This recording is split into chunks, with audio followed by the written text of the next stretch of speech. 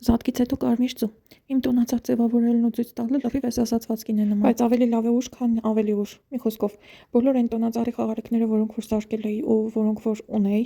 իրանց հիմնական թելերը կտրում եմ ու նոր ժապավեն եմ անցնում սպիտակ գույնի բոլորինը։ Այս ժապավենները այդքան էլ թանկ չեն, 0.5 մմ հաստության ժապավեններ, ոճը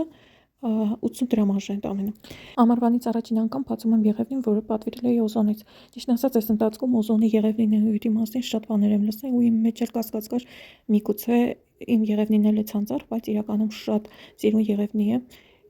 ինձ շատ դուր եկավ։ Ուրեմն սկզբում անցնում ենք լույսերը անցնում ենք վառած վիճակում եւ խորությունը դեպի խորը ճյուղերը։ Եթե դուք չեք պատրաստվում միայն լույսերով ձևավորել ձեր եղևնին, կարիք չկա ամբողջ ճյուղերի երկայնքով փաթաթել լույսերը։ Եթե դուք պրոֆեսիոնալ ձևավորող չեք, սիրուն եղևնի ունենալու համար,